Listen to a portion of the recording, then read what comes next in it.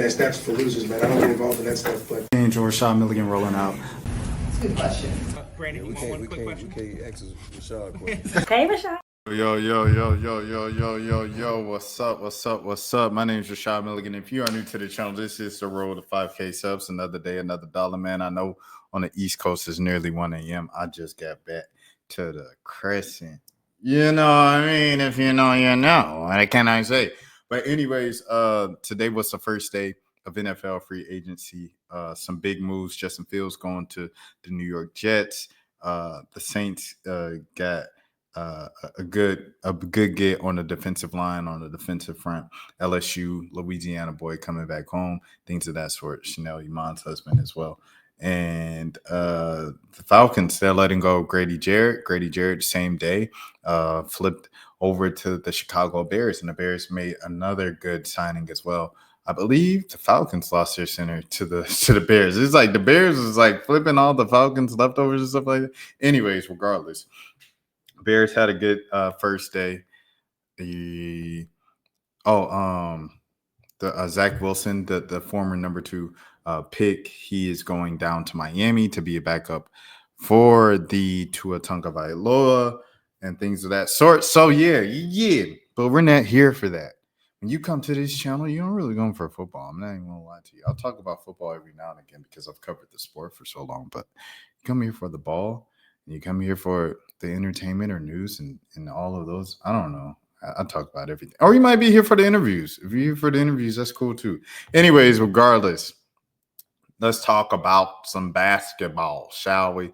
So like I said, I already gave the prerequisite. I literally have no idea who he's going to win what this spring because it's all over the place. Now, that's a different thing. It's a different thing when we're talking about this league, though. When we're talking about Unrivaled, I think it's pretty clear what's going on here. Tonight, Unrivaled wrapped up its regular season. The final game of the regular season was Rose versus Vinyl, I believe. I don't think Angel Reese didn't finish the game. I'm not sure if she was ejected. I think who got ejected today, or was it in timeout? Dejanay Carrington was put in timeout today and things of that sort. But yeah, it was a whole thing. Angel Reese did not finish the game with the Rose. However, Chelsea Gray did what she does, and she hit 8 3-pointers. She was 1 away from Ryan Howard's 9 3-pointers that Ryan Howard hit on Saturday. And like Lisa Leslie said, the color commentator tonight for Turner Sports 14T, she said, ironically, Ryan Howard comes back tonight, and she struggled from the field all night. She struggled shooting the 3-ball, 2s, everything like that. Vinyl as a whole, Aaliyah Boston had a tough time getting it going as well. They were just pretty disconnected tonight. It wasn't their night. And that's kind of been the story of Vinyl all season. It's just been kind of up and down, up and down. At the beginning of the year, it looked like Vinyl was going to be the best team. And then they kind of started slowly. What's going on? But they were good enough to make the playoffs, and that's all that matters. You give yourself a chance. But when you go against the Owls, when you go against SDS, when you go against Leash, when you go against the Owls. Yeah, no, all right, let me stop me. But yeah, I got the Lunar Owls and the Rose. I got the top 2 seeds. I'm going boring here, of just like no upsets, no laces, no final. I got the Owls and the Rose going to the finals. Who do I have winning in the finals? I think if Angel Reese is playing in the finals, I think we got a game. If Angel Reese is playing in the finals, I think we got a game because Angel has done her thing. Like I said in the last video, she's really figured it out along the Unrivaled season working with Lisa Leslie. You saw the videos come out about that, but you just see her finishing much better around the rim. And then the jump shot from the work that she's put in before Unrivaled is starting to show as well. And the defense is always there. The aggression, the dog, and all that is always been there as well. You know, she had that kind of tie up with Shakira Austin the other night. I think all that's being said, Chelsea Gray has got into a rhythm. She's got into her groove. She is who she is. Shout out to the Laces. Jackie Young is also in her bag. She played her best game the other day with Asia Wilson watching. She said, Jackie, you acting different, things of that sort. The Vinyl, like I said, they've had their moments at the beginning of the year, but they've kind of been spotty all season.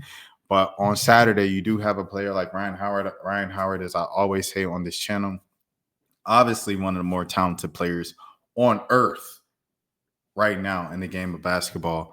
However, sometimes it's like she's kind of like a mystery. You don't know what you don't know if you're gonna get one of the best players in the world, or you don't know if you're gonna get just a where is Ryan Howard? You know, this is the type of thing.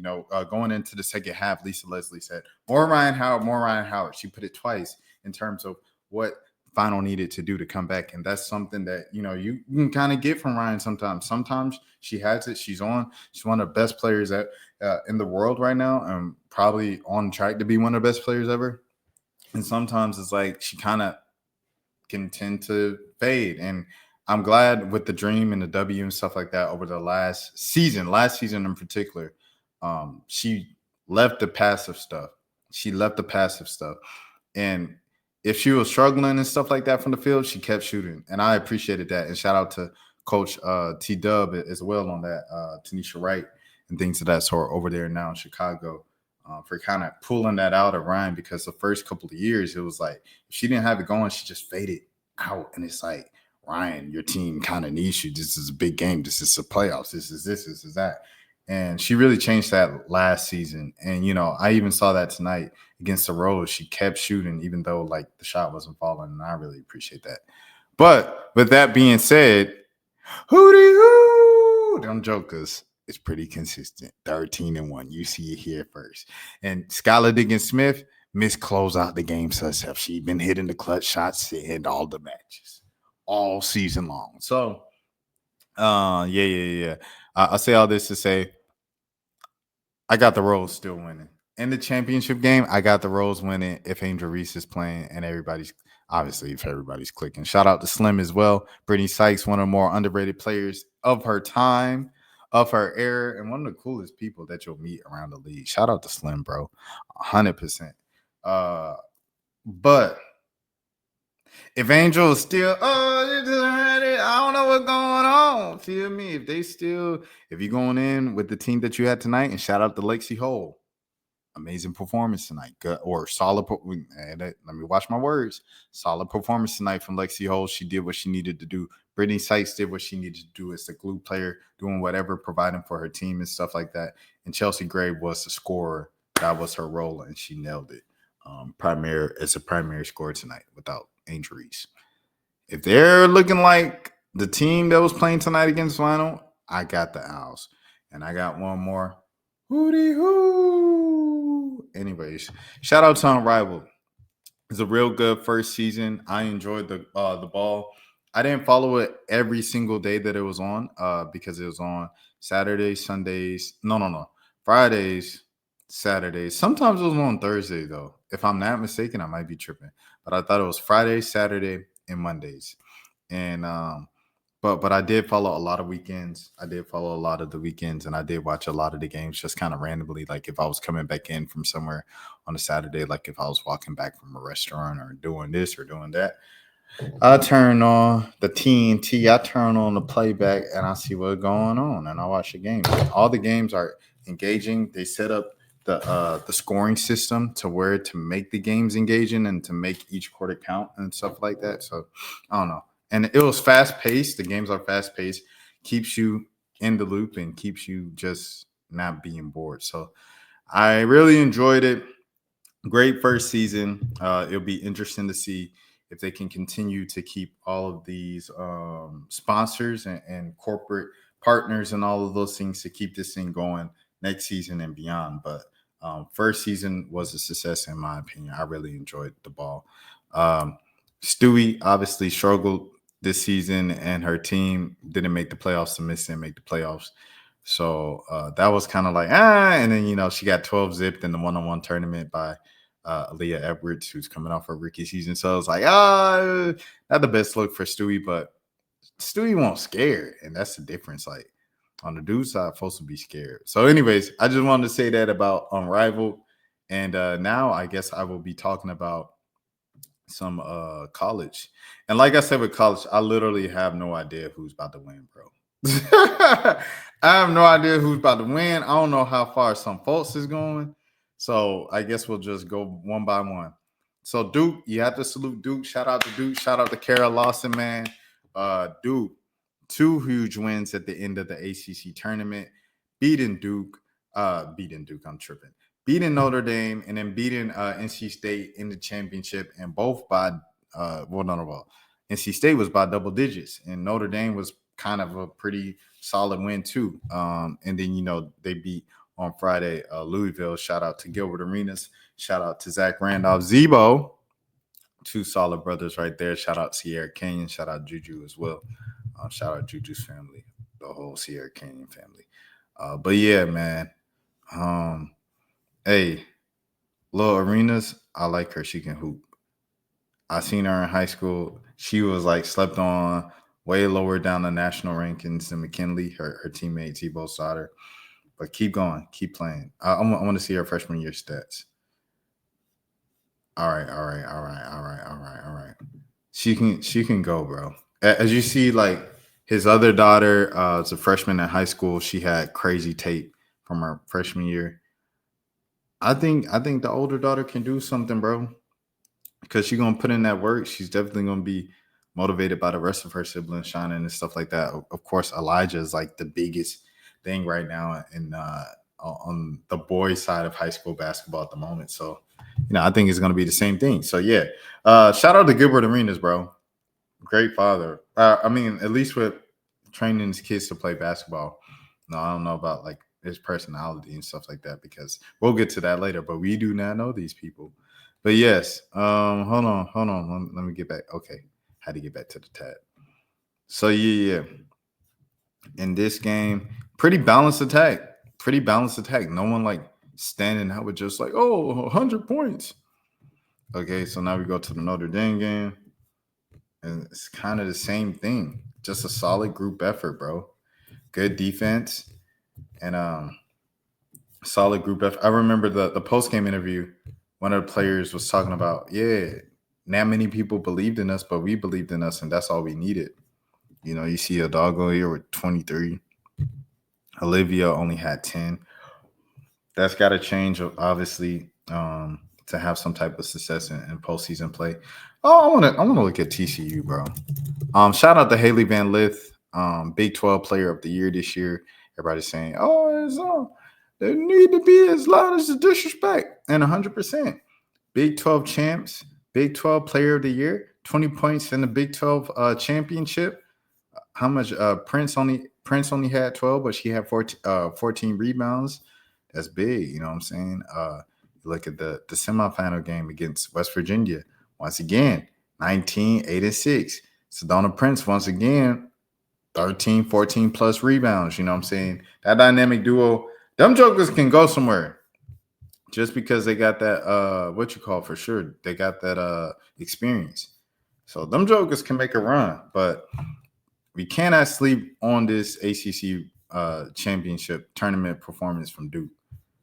To go through like legit teams like this, some of the teams that we were thinking of when we were talking about, okay, these teams are going to make deep runs and stuff like that.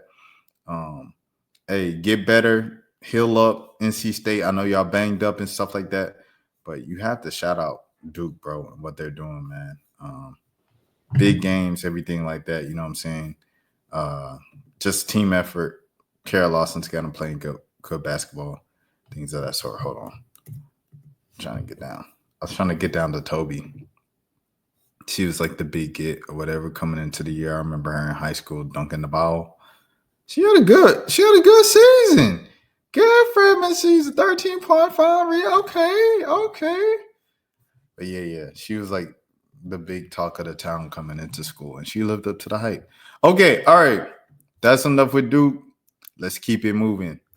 UConn tonight, once again, conference tournament champions for the gazillionth year and a gazillionth years. They won by 20 points tonight. Paige Beckers, 24 points, 8 rebounds, 3 assists, light work. Sarah Strong, 13 points, 11 rebounds, double-double. And AZ Fudd, 13 points. That's good when you don't need a gazillion points from the rest of your team. UConn's looking good, man. UConn's looking good. They're putting it together. And as you guys know, not to sound like a cliche broken record or anything, but in basketball, especially in a season like this where everybody's beating each other, it's going to come down to who's the hottest team. And if we look here, what's been going on for the past, what do you say, month? Ever since that Tennessee loss. Ever since that Tennessee loss was that that was a month and 4 days ago. It's been kind of UConn. The very next game was a 37, excuse me, math. 37-point win. Then a 38-point win. Then they put the belt to the behinds of South Carolina in South Carolina, who hadn't lost at home in a gazillion years at that point, and they beat them darn near by 20. It was the final was, wait, is that 20? That's more than 20. I'm tripping. Math, see? Math is important, kids. 29-point whooping over there in South Carolina. Then they won by like, how much is this? 50, right? 40. Okay, 42 points. So 42 points over Seton Hall. And then, come on, bro. Just look at this. Look at the point differentials, bro. I ain't gonna lie to you. It comes down to who's the hottest. And right now, these jokers is winning every game by 30-plus points. Ever since they lost to Tennessee a month ago, every game has been the 30-plus point blowout, including South Carolina. That's just saying for something. Ole Miss is finally in the AP poll. Coach O said, hey, you can keep that. It's too late. I don't care, whatever. Whatever, dude. Who want dinner? What we doing? What we on? We've been over top 25 team in this country.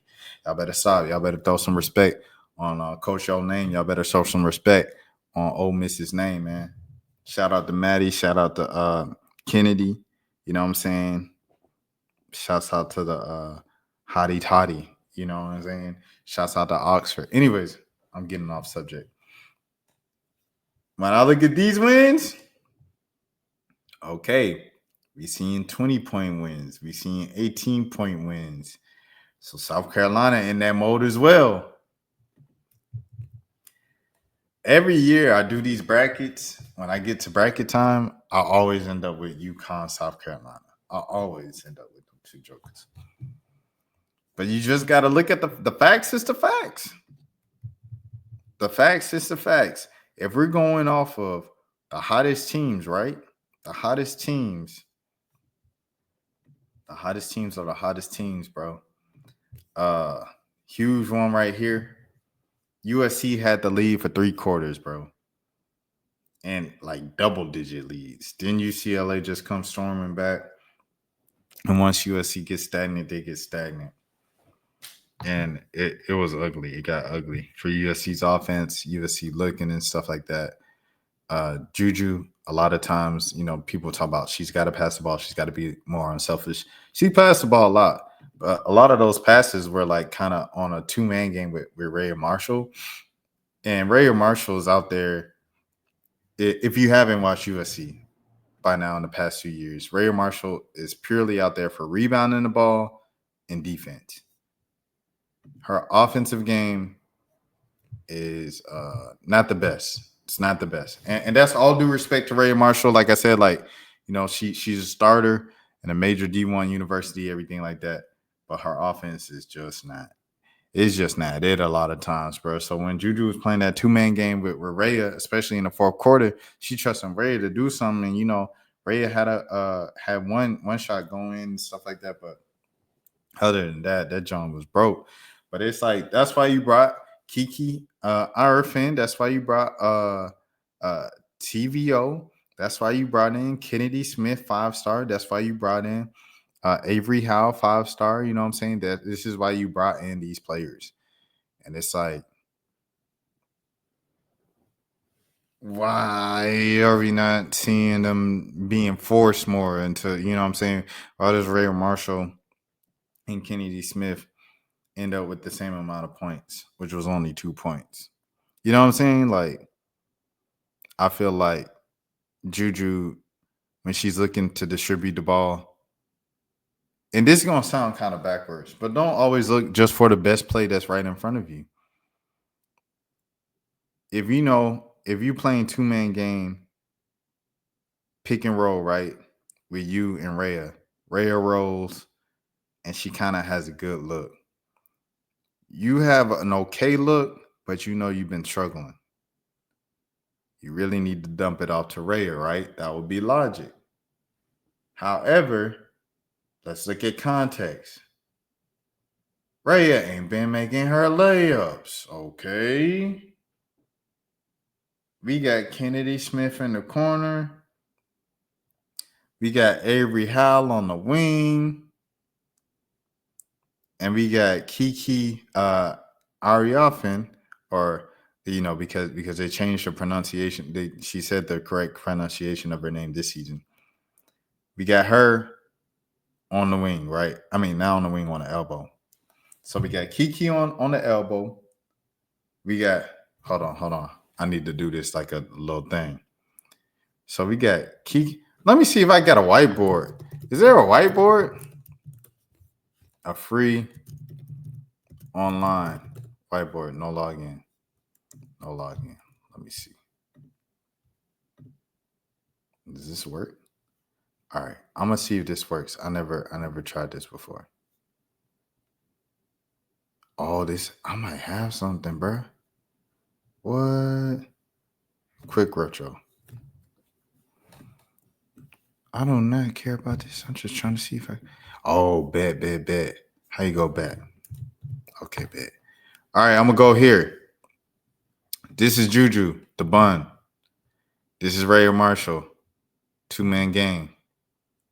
Let me draw a basketball court. Oh, I feel like coaching this mug. Okay. 3-point line. Okay. This is Kennedy Smith. Juju Rhea, that's 3. This is Kiki Ariafin. And we're going to have Avery Howe right here. So this is 5, right? Juju playing pick and roll. She going up here. Rhea's going to roll to the basket. Rhea's got a good look. But Juju knows, okay, Rhea ain't been making layups all game long. She can kick to the corner. Of course, Kennedy Smith's got a defender on her. But I'm trusting Kennedy Smith to make a play. If she can't make a play, Kennedy Smith can come up, bring the ball back up top.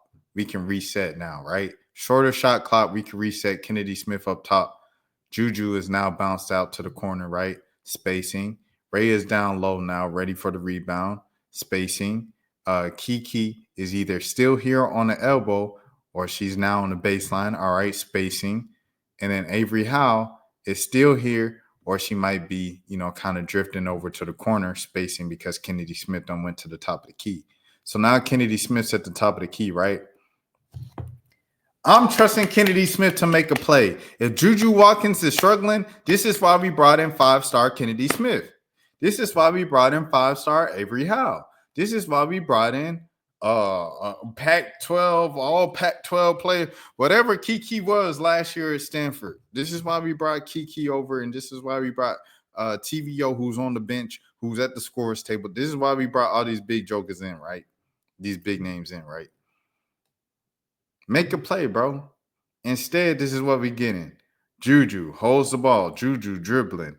Juju pick and roll. She done her shot isn't going in. So what is she gonna do? She's gonna make the basketball play go to Ray Marshall. Ray Marshall gonna miss a layup, rebound. UCLA be on the other end. That's all that happened, bro. That's all that happened in that Big Ten championship. Is it the Big Ten? Is the Big? What do they call that conference now? And you want to say the Pac-12, the Pac-10 for real, if we're being serious. But you just got to go with what they're calling it. So the Big 12, the Big 10, whatever it's called now in Indiana. Lauren Betts, you have to give credit to Lauren Betts. Lauren Betts was the best player on the floor in the game. And she really took back. A lot of people haven't been discussing Lauren Betts as the best player in the country. Her mom's been going up for her all season long, saying that, bigs don't get that credit. Bigs don't get that love on national. Everything, all the awards, all the media attention always goes to the guards. You think back to the Kobe and Shaq days, way back when, my earliest memories of basketball and stuff like that. And Kobe, obviously, more kids want to be like Kobe because he was finessing, what I'm saying? He was flying and he was hitting the 3-pointers and, waving to the camera. Like, Kobe's game was like beautiful. It was poetic as a guard. And Shaq was just big and down, what I'm saying? Like, he was just like dunk on you and kick all over you and stuff. And like, it's cool, but it's like most kids didn't relate to that. A lot of kids could relate to, they could be Kobe. Like, they could think they could be Kobe Bryant. They could think they could be Steph Curry. They could think they could be an Allen Iverson, a Trae Young, a Jalen Brunson, right? So it's like, those are the guys that are, what I'm saying, popular within a certain group of kids because they see themselves in those players. Can't necessarily be a Shaq unless you were just Shaq size and things of that sort. But anyways, I say all of this to say Lauren Betts has kind of been looked over in a lot of the national attention and stuff like that. UCLA has gotten their attention and things of that sort, but Lauren Betts, I feel like as an individual, hasn't gotten what she kind of deserves. I was really quick to crown Juju Watkins with National Player of the Year over Tanaya Latson over there at Florida State after the last regular season game where USC took the Big Ten regular season championship from UCLA on UCLA's court and stuff like that. And I was like, it's Juju. Now I see not Kiki, but Lauren Betts remind you, like, yo, I'm still here. Like, it's a reason why people talk about me like I'm the number one pick of the 2026 draft over Flage and things of that sort. Rashad. So, yeah, man. Lauren Betts definitely showed up and plenty of blocks. You see 17 points, 5 rebounds, 2 assists here, but she had a handful of blocks as well. I bigged up Juju Watkins a lot for her 8-block game against UCLA a couple weeks ago. But, Lauren Betts is still here. And she reminded us. Kiki Rice also stepping up. These are the things for UCLA for the past few years. I've been like, okay, they're a great team. Of course, they can get to the Sweet 16. They can get to the second round of the tournament. What's holding them back from getting to that next thing? And it's always been like they've never seemed to be able to get the big games. You know what I'm saying? And this was a big game and they got it. I think this will do wonders for their confidence. And we'll just see. And London Jones, another 13 as well. Janiah Barker, 6-6 coming off the bench. Just a good, solid overall effort from UCLA for that comeback win. So shout out to UCLA. USC, you guys brought in weapons to help Juju Watkins for a reason. Use the weapons. Juju, use the weapons. You have help now. It does not have to be the Juju show. You have help now. You know what I'm saying? So, yeah. Checking in on my sleeper team now. Harvard, they're in the Ivy League tournament right now. What? That was an Ivy League tournament? So I'm tweaking. So that wasn't even Ivy League tournament. I thought this was this past weekend was the Ivy League tournament first round, and then they're doing the second and the rest of it next weekend. But I guess not. I guess this is the Ivy League tournament. Regardless, Dartmouth, excuse me, sorry, y'all. Hermione Turner, another masterful performance. 22 shots. She put that thing up, won't she? But 33 points, man. 33 points on 22 shots ain't like horrific or nothing like that. You know what I'm saying? 6 assists to only 2 turnovers and a steal. So shout out to Hermione Turner. And she did that in 35 minutes, bro. She had 33 points in 35 minutes, bro. That's my sleeper team, bro. If they get in, because they haven't been able to beat Princeton. So you got to throw some respect on Princeton. I done made that mistake before. But, yeah, that's what it is. So shout out to Hermione Turner. Shout out to Harvard. And best of luck in the Ivy League Ivy League tournament. It's crazy. They got Princeton before they even can get to the championship game. So they might not even make the championship game because they've lost to Princeton like already twice this season. So this is the big game here on Friday. This is where I'm looking on Friday, actually. I'm not even going to hold you guys. Friday night, this is where I'm looking. Princeton versus Harvard in the Ivy League tournament. That's huge. If Hermione Turner can overcome that, I got Harvard for sure winning the game, bro. I'm not even going to lie to you, bro. If Hermione Turner can lead Harvard to a win over Princeton this Friday in the Ivy League tournament, the semifinal, I got Harvard not only winning the Ivy League championship, I got Harvard winning the game in the NCAA tournament. You heard it here first. Okay, there's that. Okay, now that we got to the serious stuff, let's get to the celebrity. I'm sorry, guys. If you were just here for the basketball, everything like that, you may now depart. I appreciate you all so much. My name is Rashad Milligan. This is the Road to 5K Subs. I will be talking more basketball later and things of that sort, as always, throughout the tournament and throughout the postseason. Now to the entertainment. Putting on the different mask. Well, no, I'm joking. That was a joke. This is the latest edition of We Do Not Know These People. We do not know these people because for the past 2 years, we have seen a back and forth brew online of, I guess I don't even know what's going on behind the scenes because once again, we do not know these people, between Halle Bailey and Ruby Rose. And the reason why I say we don't know these people is because never in a million years would you, especially say 2020, would associate Halle Bailey and Ruby Rose together even in the same sentence. They seem like two different worlds. Halle and her sister Chloe and Halle, they've always made like rock alternative, like R&B, you know what I'm saying? Like real music. They play the music and stuff like that. They do the interviews and they're like, they were almost like robots as kids growing up in interviews and stuff like that. It's like no personality. They were like super trained by their dad and stuff.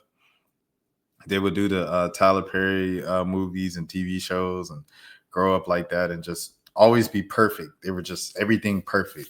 The music was perfect. They produced their own music. Shout out to Chloe for her producer bag and stuff like that. Shout out to Halle, for her instrument playing and stuff like that. She played the guitar. She played this. She sing right in key. It's perfect every single time. It's like they don't mess up. And then you had Ruby Rose, who was like, she came up as a baddie on Instagram. You know what I'm saying? Like as Playboy Cardi's girl and this girl from Georgia State who the Migos threw in the Bad and Bougie video. Like Ruby Rose's come up was much different, you know. And Big Mouth, she had the song Big Mouth. You have to salute Big Mouth. Ruby Rose is an XXL freshman, bro. Can't no one take that away from her. She's an XXL freshman rapper. And her joint was pretty good. Her little freestyle little cypher verse was pretty good. Like you expecting, you know what I'm saying? A lot of people back then, they were making fun of Coi Leray because Coi Leray stopped in the middle of her cipher to start twerking. And people was like, oh, Coi Leray. But Ruby Rose actually finished her verse and people don't talk about it because it's like, if you can't meme it, they don't talk about it. But regardless, these two worlds, different worlds, have collided. And the first time that we saw some spark of this was in 2023 with the whole, this is where the DDG hate train even started. 2023 February, Halle and DDG was going through an argument, according to what DDG has told us his story throughout the years. They were going through an argument with him and Halle, and so I guess to show, oh, well, I could get girls too, DDG pulled out his phone and DM'd Ruby Rose, his ex. And so Ruby in the text was just like, oh, wow, you hit me up every time y'all get into a fight. You're so childish or whatever. Ruby Rose posted the screenshot, and that started the whole fire. Ruby Rose started all of this. And she said, this is why I'm single. What you on? Getting ready. How about you? You hitting me up the day y'all argue. So you, LOL. You right. Let me go heal first. And she said, it all started. Ruby Rose was saying, I guess Hallie was wearing Ruby Rose's clothes, and she said, "Oh, you having your girl wearing my clothes or whatever and stuff like that." So then they all went back and forth, and she said, "No, I like Hallie. It's DDG is a weirdo." Ruby Rose and DDG had a messy breakup. This is getting real shade rumors and bloggers, but I just got to give you guys some background so you know what the heck is going on if you're watching this video and you never seen these guys. So Ruby Rose used to date DDG back in the day, and Ruby, when they broke up, it was a real messy breakup. Like they broke up and got back together a lot for like a few months. And that's just kind of how all of DDG's public relationships are going. Anyways, one day, Ruby Rose kind of like broke over the little barrier, the security barrier, the gate to DDG's house. I don't know how she did it, but she did it. And she banging on this dude's door, yelling like, "Daryl, open up!" And DDG, he's recording from his room or from over, like recording her, like, "Y'all look at this girl, she crazy." And he posted it. And it was a whole thing. It was a thing on Snapchat. It's not talked about as much now because DDG wasn't as famous as he is now on the mainstream level. Ruby Rose wasn't either. So, but it happened. It was a real messy breakup. After the fact, Ruby Rose will always say like DDG was my favorite ex when she talks about how she got into her kind of large kind of way of income now online from our online fans and things of that sort. And like only her fans and things of that. If you get what I'm saying, if you put two and two together there. She said DDG told her to do that. DDG put her on with the streaming community. DDG put her on with this. DDG put a lot of money in her hands to make money by herself and stuff like that. And she credited him for that a lot. So when she took this shot and said, "I like Hallie," DDG a weirdo though, it was like, okay, she's still kind of hurt. DDG whole time was going at Ruby at this time, and he was dissing Ruby. And he deleted all these tweets, but he was like, "You trying to be Cardi B so bad, but you'll never be successful in music. You trying to copy Cardi B, and no one gonna care about your music and this and that." It was kind of some mean stuff, but it's stuff that, you know, in the heat of the moment, he probably looking at it like, "You're trying to ruin my relationship by making this kind of thing that I did in private, public, in front of your millions of followers, and try to make me look bad in front of my millions of followers with my current situation and who has 1 million followers as well." And so it was just a messy situation. That all goes away. At the end of it, Hallie says something, and she don't say nothing about nothing when it comes to this stuff. And this is the first sign that we I feel like people looked at Hallie like, "Okay, all right, we see what's going on. Okay." And she said, "The devil is working. Please do not feed into the lies, especially from a third party. Stay blessed, everyone." Hallie clapped back at Ruby Rose like this. So this was the first time. It was a one-time thing throughout all the other drama. Hallie's not really said much. Like she still kind of stays out of it and keeps her kind of like, as DDG put it, her angel image and stuff like that. Her first single was Angel, was nominated for a lot of awards and things of that sort. And Mermaid Princess, you know, Disney Princess, things of that sort. She still kept it clean. But it's still little things here and there that happen every now and again. And it blew up this past weekend. If you didn't see, DDG made a video talking about, "Oh, I can't see my son." And Hallie's been kind of doing this to me for the past, since the son's been born pretty much and stuff like that. I haven't been able to see him for more than 2 days at a time. She always takes him. She doesn't let me see him. We had someone, a third party, talk to us about her through her and stuff like that to go see my son. So I had an agreement to come see my son on Friday. I'll pull up, clear out my schedule to see him on Friday. I pull up and they say I can't see him because he's sick. I said, "Okay, if he's sick, I'm not going to take him outside. I'm not going to take him back to my house, but can I at least go downstairs and kick it with him for an hour?" They say no, according to DDG, no, pretty much get out the house. You are not welcome. We don't want you to have anything to do with this baby. So now it's like, okay, what's going on? So anyways, that happens, right? In the midst of this, Ruby Rose pops back up in the spotlight, in the headline, and she shows up on Jordan Lucas's stream.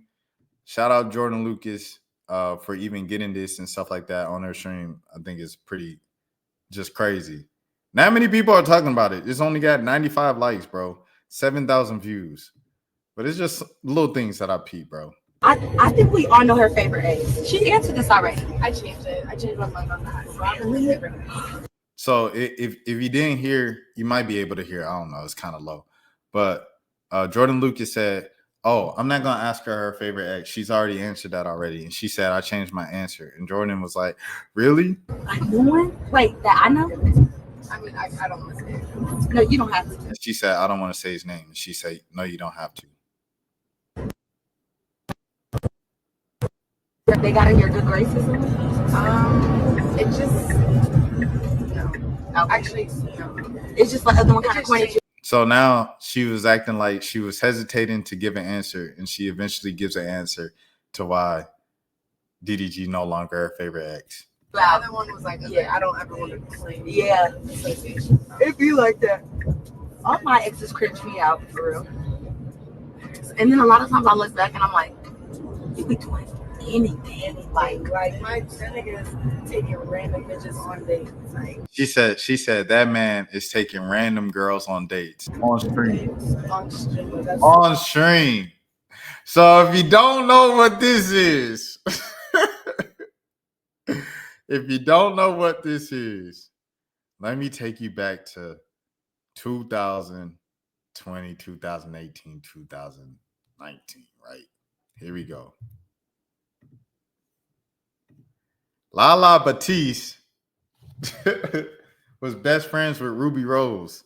She introduced Ruby Rose to DDG, and this is how they started dating. This video right here. And here you see DDG and Ruby Rose together, everything like that, and everything. You see back together because them jokers always be together on and off at the time. DDG took Lala on a date, and that was his thing. And so Ruby downplayed it and said he taking random ladies on dates on stream. So she only shot at DDG going through his public drama and everything like that, trying to see his son going on stream, going viral every single day, talking about not being able to see his son versus what he's doing on stream with his job by taking Lala on the date on stream. So she shot at her former best friend and she shot at her ex right here when he's going through it the most. Yeah. I'm so sorry. And then it's just like, You're a father. And then she said, "It's like you're a father," and she smiled at the camera. She went full. She knew what she did. he said he wants to be a father. It's getting, well, let me shut up. Yeah. And then Jordan says he says he wants to be a father, and she was kind of smiling. At this point, Jordan, she just like kind of like the rest of everybody else, just like, "Oh, I'm enjoying the tea so much, this and that." And that's kind of like the end of it. Let's shut up. Like, let me stay out of Scorpios, will you? business. And that was kind of like what happened. So another shot once again from Ruby Rose to Halle Bailey, bro. And she said some other stuff too on her page. If I go to her page, bro, when all of this was going on. Here we go. So in the middle of all of this, Ruby says, "I want to say something, but I'll save it for later. LOL." Then she says, "Good girls get cheated on. Bad girls get cheated on. My husband doesn't cheat though. Y'all be safe."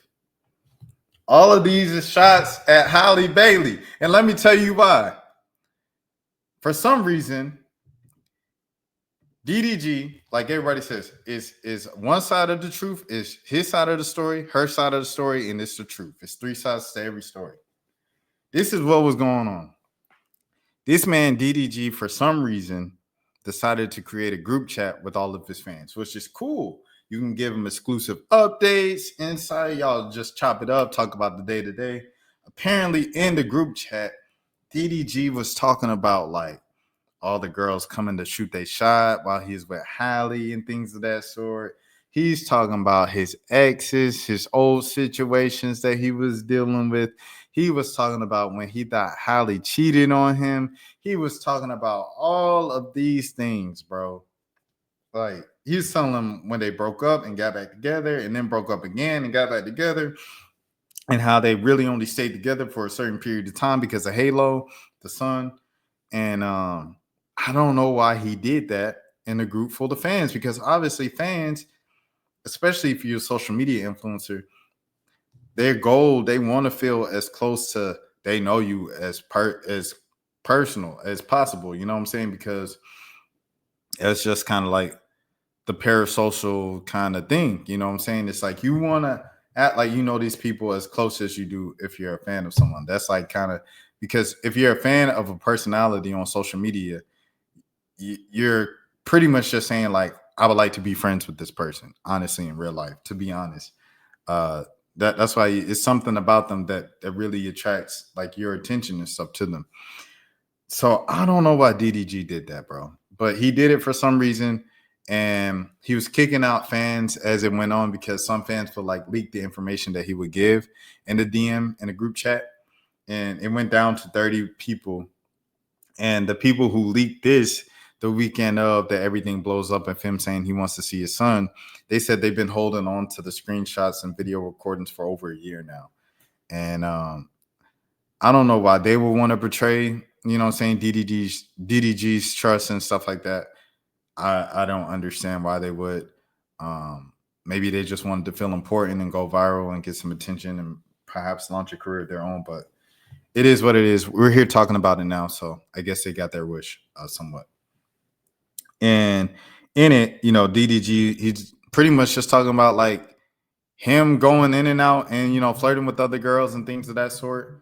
And at the same time where he believed that Holly was doing the same thing.